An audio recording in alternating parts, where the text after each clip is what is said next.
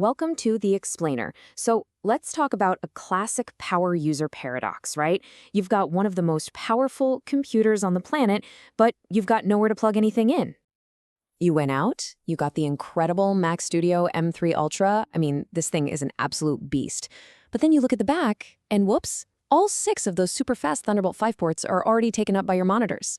You've hit a wall, a connectivity wall, and all your other gear is just sitting there.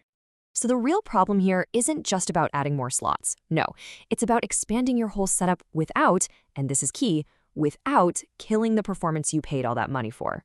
We need more connections, but we can't create traffic jams for our data. All right, let's get into it.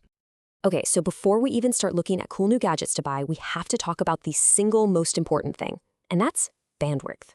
Seriously, understanding this one concept is the key to unlocking what your Mac Studio can really do. The easiest way to think about it is like a highway, right? A basic connection is like a tiny one-lane country road. It gets clogged up almost immediately. But a massive multi-lane superhighway, well, that's a different story. It lets all your data, we're talking huge 8K video files, your fastest storage, everything just fly down the road at full speed. No traffic jams. That superhighway? Well, that's Thunderbolt. And this is where you can really see the night and day difference.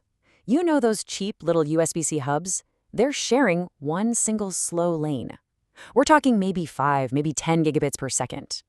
Sure, that's fine for a mouse or a keyboard. But for anything else, it's a major bottleneck.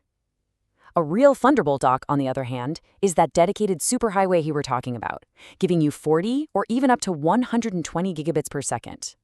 For a machine like the Mac Studio, that's not just a nice to have, it's absolutely essential. All right, so let's start with the first set of solutions. These are the tried and true, the battle-tested options that pros and the whole Mac Studio community already swear by for just rock-solid, dependable performance. And you see comments like this one from Reddit all over the place. I mean, when you're working with these high-end machines, reliability is everything, right? You just need stuff that works. And that kind of real-world feedback is precisely why we're kicking things off with the industry standard for Mac Studio users. Okay, so this chart kind of lays out the heavy hitters. You've got the CalDigit TS4, that's the big one, famous for having a whopping 18 ports and just being super reliable.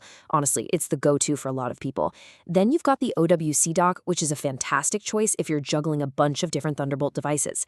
And then there's this really cool one, the Sonnet Echo 20. It's unique because it actually has a built-in slot for an M2 SSD, so you can add super fast storage right inside the dock itself. Okay, so Thunderbolt 4 is the proven standard, the safe bet.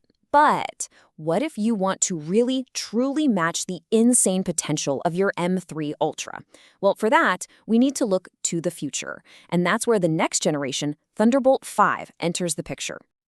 Just look at that number. 120 gigabits per second. That's not a small jump. We're talking up to 3 times the speed of Thunderbolt 4.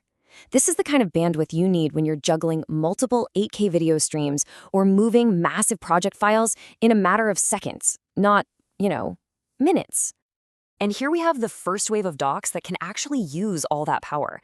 The CalDigit TS5 Plus, that's the new king of the hill, a total beast with 20 ports and a ton of power. If you want something a bit more compact, there's the CalDigit Element 5. Anker's Prime dock is a really solid choice with a great balance of features. And then there's the RayQ, which has this really clever design. It's made to sit right under your Mac Studio, so it adds ports and storage without taking up any more desk space. So, okay, we've seen all these incredible options, right? From the reliable workhorses to these futuristic powerhouses. But how do you actually put it all together to build the setup that's perfect for you and what you do? Well, it all comes down to having a good strategy.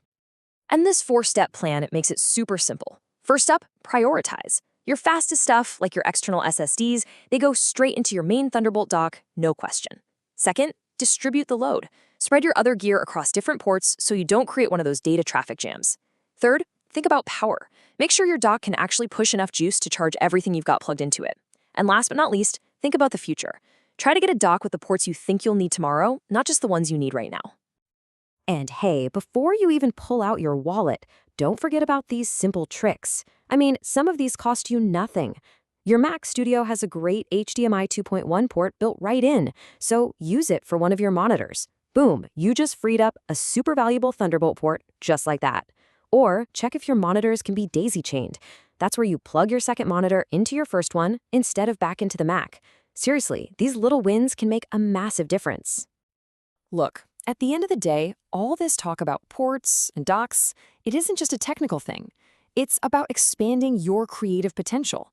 It's about tearing down those physical limitations on your workflow so you can just focus on creating. So now that the technical roadblocks are gone, there's really only one question left. What are you going to build with all that power?